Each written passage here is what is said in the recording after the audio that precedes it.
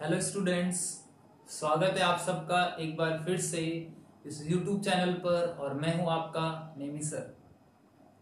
तो चलिए स्टार्ट करते हैं अपन क्लास 12 इलेक्ट्रोस्टैटिक लेक्चर नंबर 6। इससे पहले लेक्चर नंबर 5 में अपन ने कंटिन्यूअस चार्ज डिस्ट्रीब्यूशंस की कुछ एप्लीकेशंस के बारे में बात करी थी। सो चलिए शुरू करते हैं। आज का अपना टॉपिक रहेगा,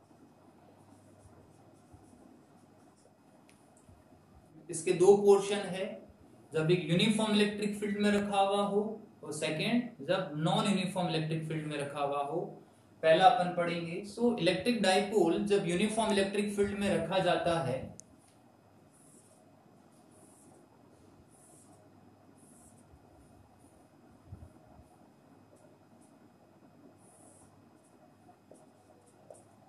ये मान लीजिए कोई भी यूनिफॉर्म इलेक्ट्रिक फील्ड है, इसमें कोई डाइपोल रखा हुआ है।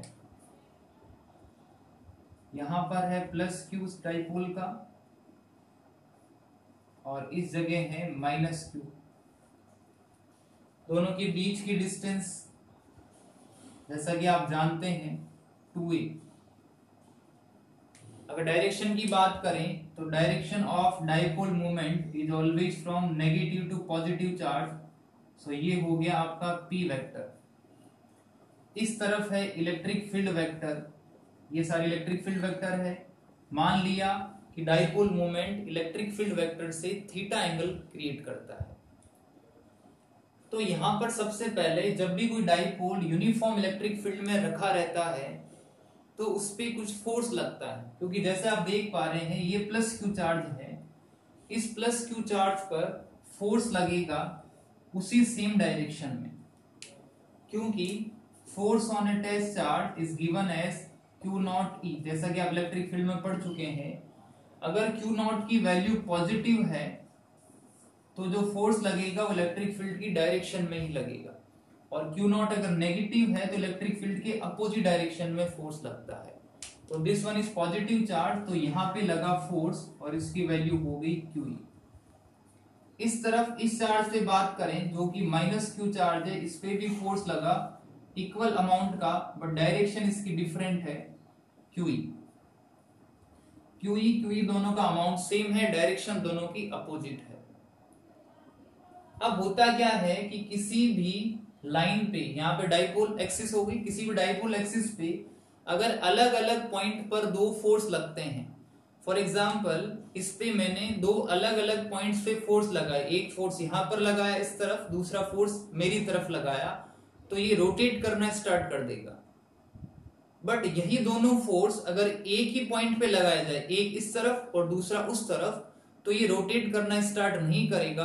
तो रोटेशन के लिए कुछ स्पेशल कंडीशंस होती है। नंबर फर्स्ट, अपोजिट डायरेक्शन में फोर्स लगनी चाहिए, और सेकंड कंडीशन, दोनों का पॉइंट ऑफ एक्शन अलग अलग जगह होना चाहिए, डिफरेंट होना चाहिए। पॉइंट ऑफ एक्शन मतलब जहां पे फोर्स लगने की जगह है। अगर दोनों सेम पॉइंट पे लगेंगे तो वो रोटेट नहीं करेगा, तो दोनों अलग अलग पॉइंट ऑफ एक्शन पे लगने चाहिए, तो उसके अंदर रोटेशनल मोशन प्रोड्यूस हो जाएगा। यहां पर अगर बात करें तो इन फोर्सेस की वजह से इसके अंदर एक टॉर्क प्रोड्यूस होगा, और वही आपको कैलकुलेट करना है।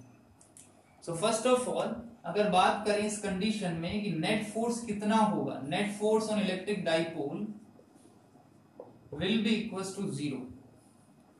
अगर किसी भी सिस्टम में नेट फोर्स 0 होता है तो वहां पे ट्रांसलेशन मोशन नहीं होगा।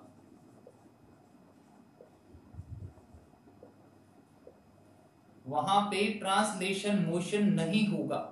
तो कहने का मतलब ट्रांसलेशन मोशन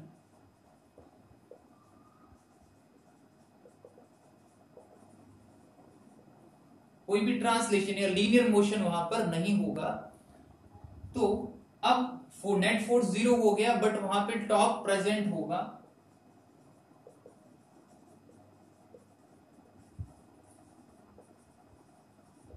टॉर्क वहां पे जरूर होगा। तो टॉर्क कैसे कैलकुलेट करते हैं? तो टॉर्क जो होता है उसको डिनोट किया जाता है टॉ से। टॉर्क इक्वल्स टू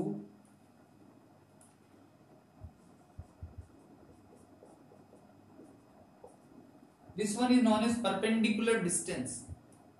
जो दोनों फोर्सेस लग रहे हैं उनके बीच की perpendicular distance multiply by either of force, किसी में से दोनों में से कोई भी एक फोर्स, उसको मल्टीप्लाई कर देंगे परपेंडिकुलर डिस्टेंस के साथ। अब ध्यान रखिए परपेंडिकुलर डिस्टेंस क्रॉस मल्टीप्लाई है, तो टॉर्क भी एक वेक्टर क्वांटिटी आती है, तो r perpendicular cross f vector is known as torque.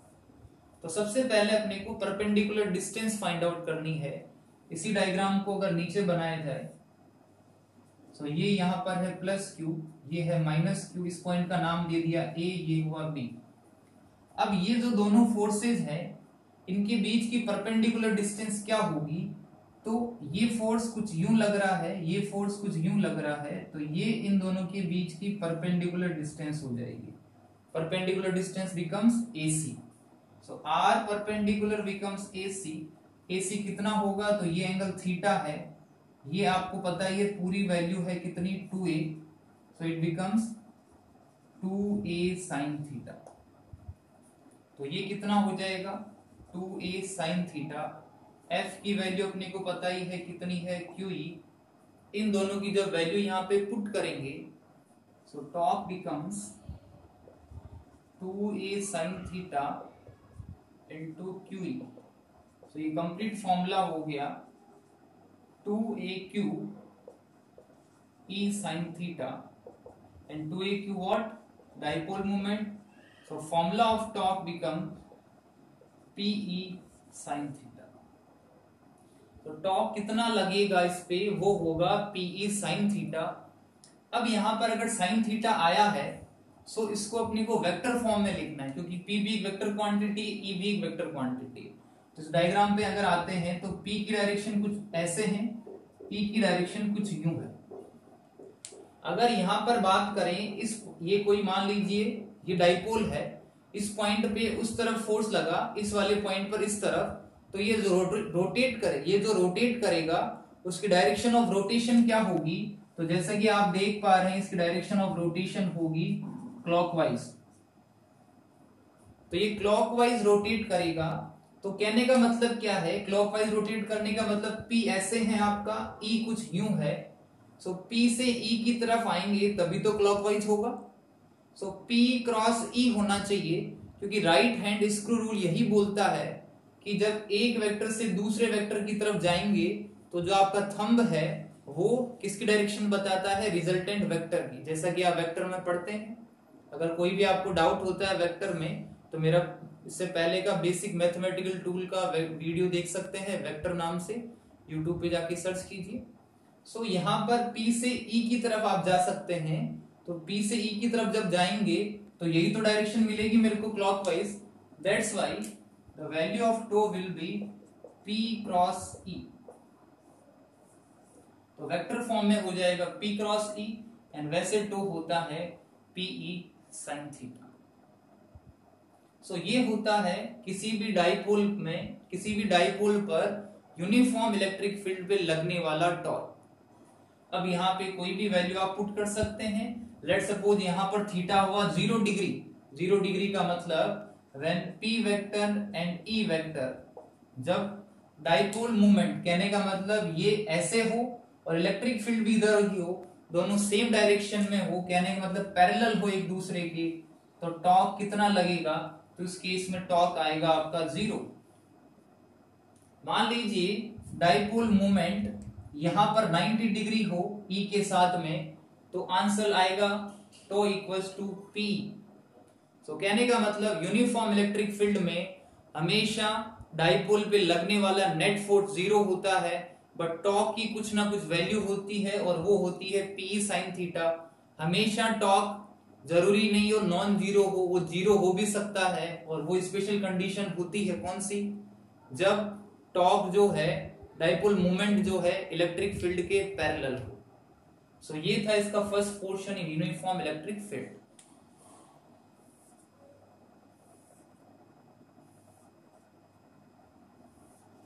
सो ये मान लीजिए कोई भी नॉन यूनिफॉर्म इलेक्ट्रिक फील्ड है, इसमें कोई डाइपोल रखा हुआ है, यहां पे कोई डाइपोल रखा हुआ है, ये हो गया plus q and this one is minus Q. अब इस डाइपोल पे लगने वाला फोर्स प्लस क्यू पे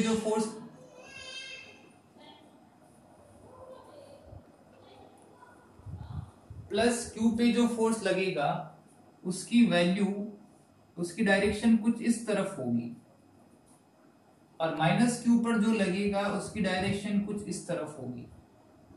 अब क्या आप बता सकते हैं कि इन दोनों फोर्सेस की वैल्यू, इसको नाम दिया F1, इसको नाम दिया F2, क्या दोनों फोर्सेस की वैल्यू सेम होगी? बिल्कुल नहीं होगी, क्योंकि यूनिफॉर्म इलेक्ट्रिक फील्ड में सब जगह लगने वाला इलेक्ट्रिक फील्ड इक्वल होता है। बट यहाँ पर है आपका नॉन यूनिफॉर्म इलेक्ट्रिक फील्ड, तो यहाँ पर अगर आप देख रहे हैं तो क्लोजनेस जो है इलेक्ट्रिक फील्ड लाइंस की वो ज्यादा है, तो यहाँ पर स्ट्रॉन्ग इलेक्ट्रिक फील्ड होगा, यहाँ पर वीक इलेक्ट्रिक फील्ड होगा। So force on the charge will be given as charge into electric field. अगर इलेक्ट्रिक फील्ड स्ट्रॉन्ग है तो फोर्स भी उस पर ज्यादा लगेगा, क्योंकि क्यू की वैल्यू तो सिमिलर है। सो यहाँ पे लगने वाला फोर्स इसकी बजाय ज्यादा होगा, यहाँ पे लगने वाला फोर्स इसकी बजाय ज्यादा होगा। सो यहाँ पर अगर F नेट की बात करें which will be not equals to 0, इस केस में F नेट की वैल्यू 0 नहीं होगी। अब मान लीजिए इसकी डायरेक्शन ऐसे नहीं होके इस तरफ होती, इलेक्ट्रिक फील्ड ऐसे भी हो सकता था, कुछ यूं। आपने डाइपोल रखा यहां पे प्लस क्यू है, यहां पे माइनस क्यू है। अब इस बार इस पे लगने वाला फोर्स इलेक्ट्रिक फील्ड की डायरेक्शन में ही होता, कुछ यूं, और इसमें होता अपोजिट डायरेक्शन। अब आप देख पा रहे हैं कि इस पे लगने वाला फोर्स और इस पे लगने वाला फोर्स अभी भी इक्वल नहीं होता, क्योंकि ये जो पॉइंट है ये इसकी क्लोजनेस में ज्यादा है, मतलब जहां पर इलेक्ट्रिक फील्ड लाइंस पास पास में है उस जगह बिलोंग करता है। इस वजह से यहां पर इस जगह स्ट्रॉन्ग इलेक्ट्रिक फील्ड होगा और यहां पर आपका वीक इलेक्ट्रिक फील्ड होगा। सो वीक इलेक्ट्रिक फील्ड होने की वजह से यहां पे फोर्स कम लगेगा, यहां पे फोर्स ज्यादा लगेगा, यहां पे फोर्स कम लगेगा, यहां पे फोर्स ज्यादा लगेगा। सो यहां आप दोनों में डिफरेंस देख पा रहे हैं, यहां पर फोर्स प्लस क्यू पे ज्यादा लगेगा, यहां पे फोर्स माइनस क्यू पे ज्यादा लगेगा, depending on the direction of electric field. So कहने का मतलब जब नॉन यूनिफॉर्म इलेक्ट्रिक फील्ड होगा तो नेट फोर्स की वैल्यू 0 नहीं होगी। अब नेट फोर्स की वैल्यू 0 नहीं है तो रोटेट तो ये करेगा, क्योंकि दो अपोजिट फोर्स लग रहे हैं आपके पास और पॉइंट ऑफ एक्शन दोनों का डिफरेंट है, तो रोटेट करेंगे वो। अब कहां पे टॉर्क 0 लगेगा? तो जब P एंड E दो कंडीशन में टॉर्क 0 लगता है, जब P जो है पैरेलल हो E के और सेकंड P एंटी पैरेलल हो E के। अगर P पैरेलल है E के मतलब 0 डिग्री का एंगल बना रहे हो, एंटी पैरेलल मतलब 180 का एंगल हो, तब वहां पे टॉर्क होगा 0। 90 डिग्री पे मैक्सिमम टॉर्क लगेगा, जैसे कि वैसे कंडीशन पड़ी थी अपन ने यूनिफॉर्म के अंदर। अलग थिंग इसमें यह है कि यहां पर इस केस में नेट टॉर्क भी नॉट इक्वल्स टू 0 होता है और नेट फोर्स भी नॉट इक्वल्स टू 0 होता है। So we can say that in non uniform electric field there will be non-zero force and non-zero torque will be present। इस case में non zero electric field और non zero torque present होगा, जबकि uniform electric field में net force हमेशा 0 होता है but torque present होता है। That is all about electric dipole placed in electric field. So the next topic is area. आप ये ध्यान रखेंगे स्पेसिफिकली कि एरिया एक वेक्टर क्वांटिटी है। So the direction of area is along the normal means perpendicular to the planar surface। कोई भी plane surface है इसके परपेंडिकुलर हमेशा इसकी डायरेक्शन होगी। सो एरिया एक वेक्टर क्वांटिटी होता है क्योंकि इसके पास मैग्नीट्यूड है एज वेल एज इसकी डायरेक्शन होती है। फॉर एग्जांपल इसको समझते हैं क्या बोला गया है।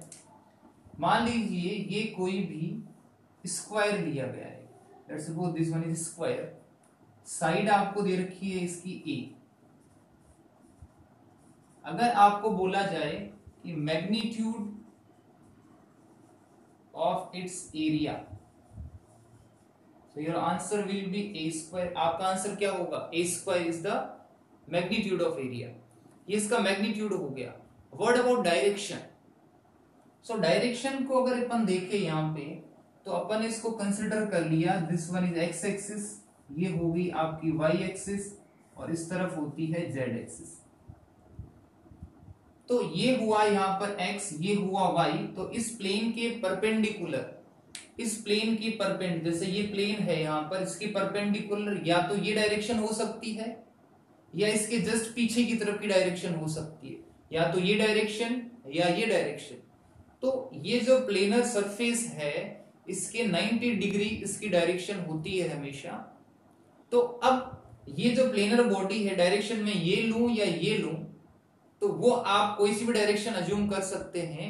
डायरेक्शन में भी लाइक दिस और मे बी लाइक दिस, तो दोनों में से कोई सी भी डायरेक्शन हो सकती है किसी भी एरिया वेक्टर की। तो यहां पर अगर अपन देखें, तो मेरे को लेट सपोज लिखना है कि एरिया, सो एरिया एक वेक्टर क्वांटिटी है। कंप्लीट में इसको कैसे रिप्रेजेंट करूंगा? सबसे पहले इसका लिख दिया मैग्नीट्यूड इनटू इसकी डायरेक्शन। तो अगर यहां पर देखिए, तो या तो ये ऐसे होगा इसकी डायरेक्शन, या अंदर की तरफ होगी। तो इस तरफ इसकी डायरेक्शन क्या होती है? तो अपने को पता है ये होता है k कैप, ये होता है आई कैप, ये होता है j cap. So area will be given as a square k cap और a square minus k cap. So area complete अगर रिप्रेजेंट करना है वेक्टर क्वांटिटी के अंदर, तो उसका मैग्नीट्यूड मल्टीप्लाई बाई उसकी यूनिट वेक्टर। तो यूनिट वेक्टर क्या हो जाएगा? या तो प्लस के या माइनस के। अब एरिया वेक्टर डिफाइन करने के लिए अलग अलग टाइप की सरफेसेस होती है। तो इस बेसिस पे सरफेसेस को दो पार्ट में डिवाइड करा हुआ है। तो सरफेसेस को बेसिकली दो पार्ट में डिवाइड करा है। जैसे कुछ सरफेसेस हो सकती है जो ओपन सरफेसेस हो, और कुछ है जो क्लोज सरफेसेस हो। Open surface and close surface. जैसे कि आपने इस प्लेन शीट की बात करी, ये एक ओपन सरफेस है। क्लोज सरफेस में क्या आ गया? जैसे स्फीयर या फिर क्यूब की बात कर सकते हैं।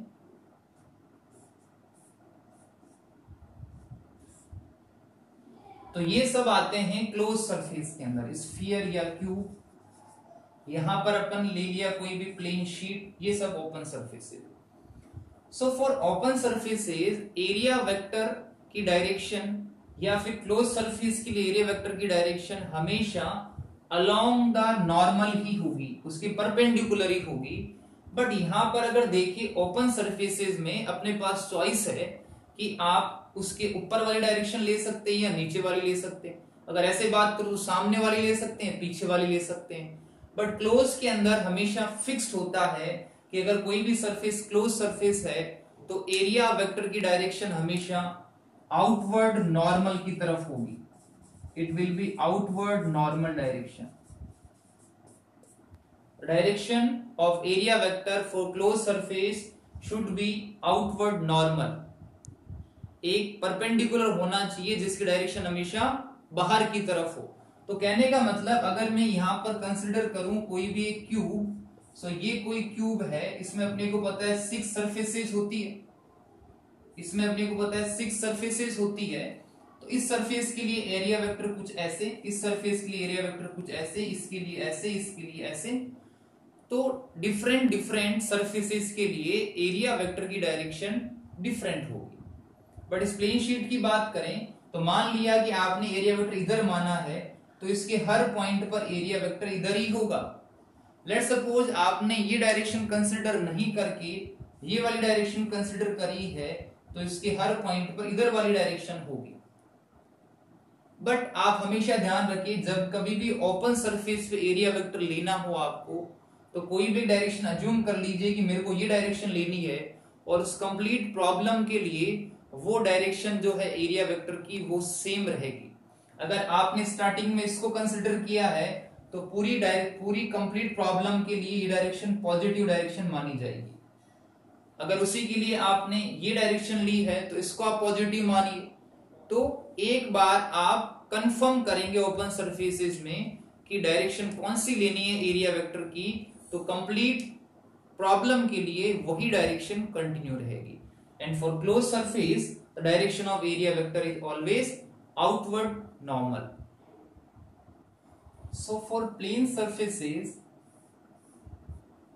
ये कोई भी प्लेन सरफेस है, ये डायरेक्शन हो जाएगी एरिया वेक्टर की. सो यहाँ पे अपन एरिया वेक्टर लिख सकते हैं surface area multiply by its direction. N cap is, what is n cap? Normal vector. जैसे कि आप ए क्रॉस बी में पढ़ते हैं नॉर्मल वेक्टर, सो वैसे ये normal perpendicular to this surface, और एस हो गया यहाँ पर एरिया, और बेसिकली बात करें तो उसका मैग्नीट्यूड. ये बात हुई ओपन सरफेस के लिए. मान लीजिए कोई भी स्फीयर दे रखा है, ये कोई स्फीयर है. अब आपसे बोला गया है कि इसका एरिया वेक्टर कैलकुलेट कीजिए. तो इसकी सरफेस तो कैसी है? प्लेनर सरफेस है. बट इसकी सरफेस कैसी है? कर्व्ड सरफेस है. तो कर्व्ड सरफेस के केस में आपको छोटे छोटे एलिमेंट्स में इसको ब्रेक करना है. तो एक छोटा सा एलिमेंट लिया, लेट सपोज इसका एक छोटा सा एलिमेंट आपने यहां पे कंसिडर कर लिया, इसका छोटा सा एलिमेंट.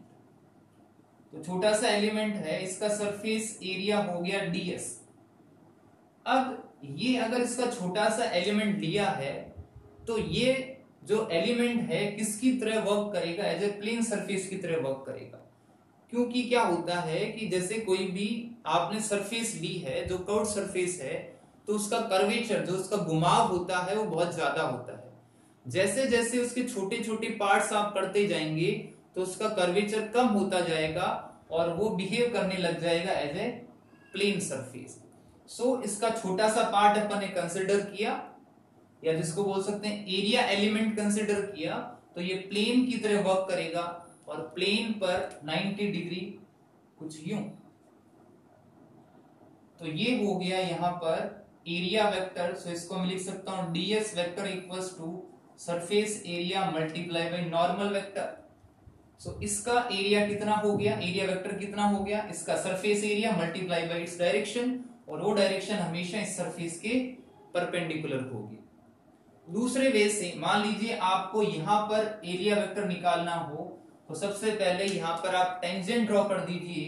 ये टेंजेंट ड्रॉ करी, टेंजेंट के परपेंडिकुलर ये अपन लाइन ड्रॉ करी, तो ये हो जाएगा इसका एरिया वेक्टर. तो टेंजेंट ड्रॉ करके उसके जो नॉर्मल परपेंडिकुलर लाइन ड्रॉ करेंगे वो शो करेगी किसी भी कर्व्ड सरफेस का एरिया वेक्टर. तो ऐसे अपन फाइंड आउट कर सकते हैं एरिया वेक्टर. आज का नेक्स्ट टॉपिक है electric flux. So electric flux is denoted by phi. तो सबसे पहले इस वर्ड पे चलते हैं. फ्लक्स, फ्लक्स का मतलब है फ्लो करना. फ्लक्स का मतलब है फ्लो. सो होता क्या है, यहां पर फ्लो किसका होगा? यहां पे फ्लो होगा इलेक्ट्रिक फील्ड लाइंस का. So what is electric flux? It is the measure of total number of electric field lines passing through unit area.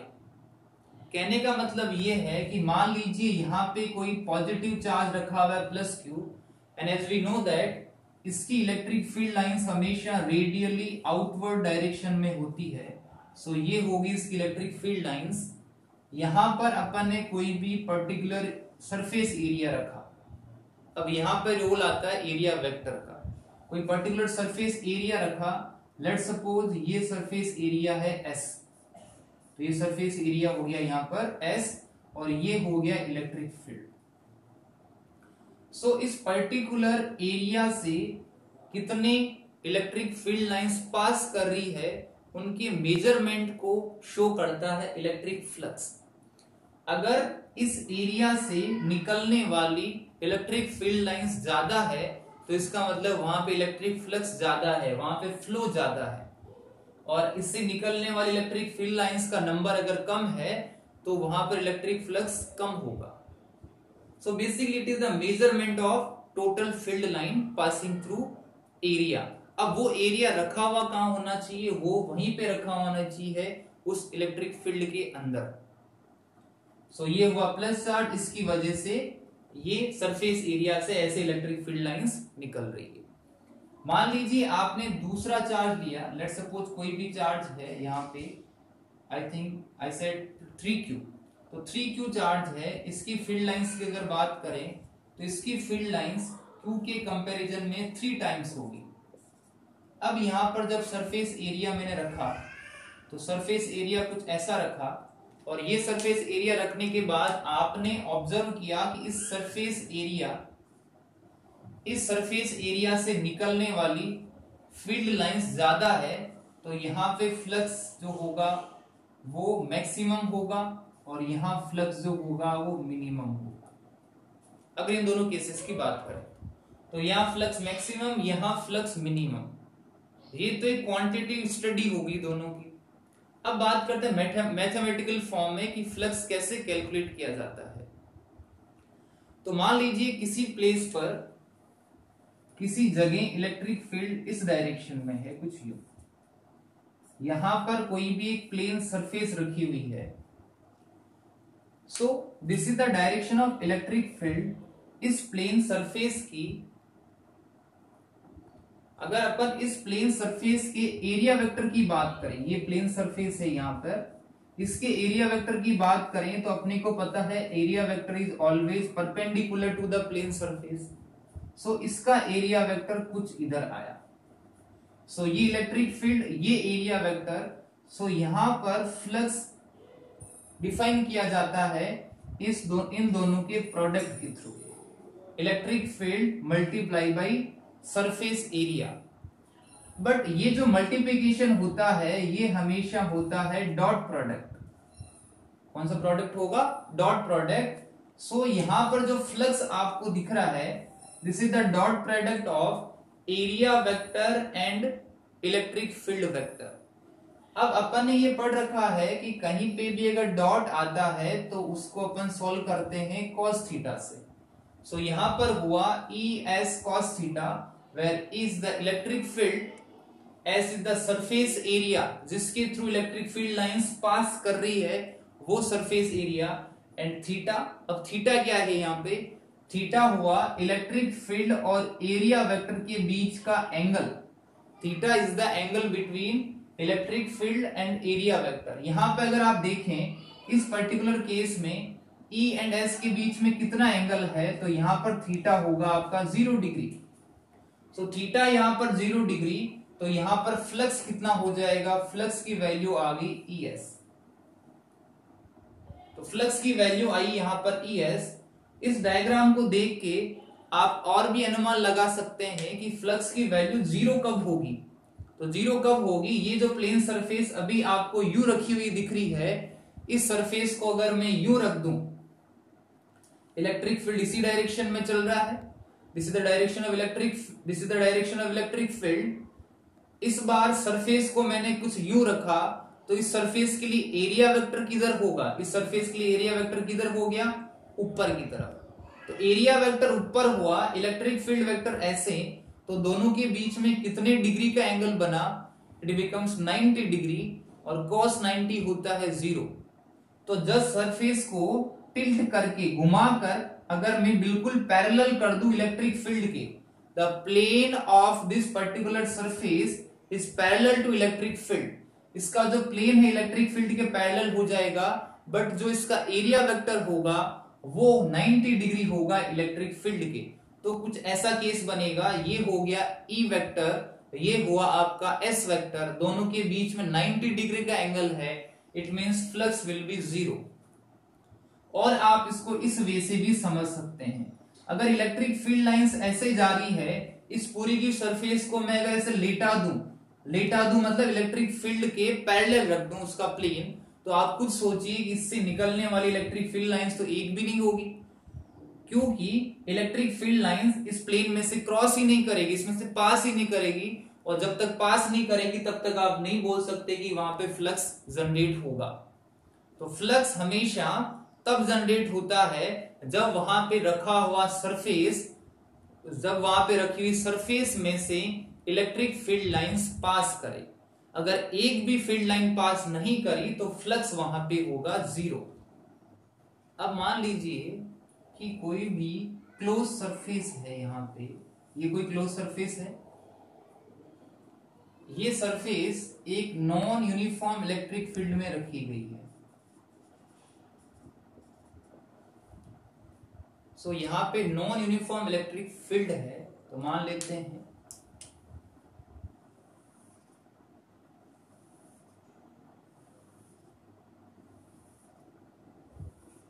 ये कोई नॉन यूनिफॉर्म इलेक्ट्रिक फील्ड है, ये इसके अंदर सरफेस रखी गई है। अब आपसे पूछा गया है कि फ्लक्स थ्रू द सरफेस कैसे कैलकुलेट करेंगे। सो इसके लिए क्या करते हैं, जो भी गिवन सरफेस है इसको स्मॉल एलिमेंट्स में ब्रेक कर लिया जाता है। जैसे कि यहां पर इसको छोटे से पोर्शन में ब्रेक कर लिया, ये छोटा सा पोर्शन यहां पे इसको ब्रेक करा, तो इसको छोटे से पोर्शन में ब्रेक कर लिया जाता है। ये छोटा सा पोर्शन है, इसका एरिया मैंने बोल दिया ds। तो छोटे से पोर्शन में ब्रेक कर लिया, ds1 बोल दिया। तो इसका जो एरिया वेक्टर होगा, तो अपन ने पढ़ा है कि कोई भी सरफेस है, कर्व्ड सरफेस है, उसका अगर छोटा सा मैं एरिया एलिमेंट ले लूं तो प्लेन सरफेस की तरह वर्क करेगा। तो इसके लिए मान लीजिए एरिया वेक्टर कुछ इस डायरेक्शन में है, तो इसका ds1 इस तरफ हो गया, और यहां पर इलेक्ट्रिक फील्ड आप देख ही पा रहे हैं, ये इलेक्ट्रिक फील्ड की डायरेक्शन। अब जैसे कि अपन ने बोला है electric field is non uniform electric field, तो अगर ये एरिया में नीचे ले लेता तो वहां पे लगने वाला इलेक्ट्रिक फील्ड अलग होता। तो मैंने यहां पे कंसिडर कर लिया कि ये इलेक्ट्रिक फील्ड है E1। सो फ्लक्स थ्रू, अभी कंप्लीट निकालना है तो छोटे छोटे पोर्शन में डिवाइड करा। तो सबसे पहले फ्लक्स थ्रू सरफेस S1 ये कितना होगा, तो इसको अपन क्या लिखेंगे, electric field first multiply by ds1 multiply by cos theta, and theta is the angle between these two, ये थीटा एंगल हो गया। सिमिलरली एक और पोर्शन लिया ऐसे, इसका नाम मैंने दे दिया ds2। यहां पर इलेक्ट्रिक फील्ड है, सपोज ये ले लिया, इलेक्ट्रिक फील्ड हो गया E2, और यहां का एरिया वेक्टर अपन ने कंसिडर किया, मान लीजिए ऐसा इसका एरिया वेक्टर आ रहा है ds2 वेक्टर, ये एंगल हो गया theta. So flux through surface 2 will be given as E2 ds2 cos theta. So यहां पर अपन ने इतने स्मॉल स्मॉल पोर्शन में इसको ब्रेक किया कि सबको जब कंप्लीट में वापस जोड़ूं तो पूरी पूरी ये सरफेस बन जाए, ये सरफेस है S। तो यहां पर अलग अलग पोर्शन में ब्रेक कर लिया इसको। अब मेरे को टोटल फ्लक्स निकालना है इसके थ्रू, तो मैं यहां पे क्या लिख सकता हूं, flux through the surface will be equal to the sum of flux through these small elements. इन सारे स्मॉल एलिमेंट्स के थ्रू जो फ्लक्स जनरेट हुआ है उन सब का सम कर दूं। तो ये यहां पे लगा दिया समेशन, ये हुआ EI DSI cos theta, where I goes from 1 to n। तो ये हो गया समेशन की फॉर्म में। अब यहां पर क्या होता है कि आपने जो स्मॉल एलिमेंट लिया है, मैं अगर बात करूं स्मॉल एलिमेंट की, स्मॉल एलिमेंट को आपने नाम दिया है ds। उस स्मॉल एलिमेंट को बिल्कुल नेग्लिजिबल लेना है, और ये नंबर ऑफ जो एरिया एलिमेंट्स है उनको लगभग मैंने इन्फिनिटी लिए हैं। सो ये इसका जो सरफेस एरिया है, जो इनफाइनाइट पार्ट में अपन ने ब्रेक करा है, वो नेग्लिजिबल है, मींस जीरो की तरफ अप्रोच कर रहा है, और नंबर ऑफ पार्ट्स जो है वो इनफाइनाइट है। तो इस केस में ये जो समेशन है वो कन्वर्ट हो जाता है इंटीग्रेशन के अंदर। सो flux through the surface becomes integration. अब ये सरफेस जो है आपने अगर ली है close surface, this surface is close surface, तो इस केस में यहां पर ऐसे लगा दिया जाता है जिसको बोला जाता है क्लोज इंटीग्रेशन। सो ये क्या बन जाएगा, यहां पर ये हो गया E ds cos थीटा, क्या हो गया E ds cos theta. Vector की फॉर्म में लिखे तो close integration vector E dot vector ds। So it becomes flux through the closed surface। तो flux through the closed surface अपन क्या लिख सकते हैं, close integration of E dot ds।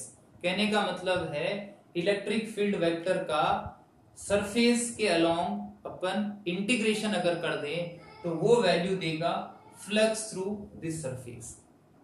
सो यहां पे अपन ने पढ़ा कि किसी भी सरफेस को इनफाइनाइट छोटे छोटे स्मॉल एलिमेंट्स में ब्रेक करके उनसे निकलने वाले इलेक्ट्रिक फील्ड लाइंस को अगर कैलकुलेट करें, फिर सबका अगर इंटीग्रेशन कर दे तो मेरे को टोटल फ्लक्स मिल जाएगा इस सरफेस का।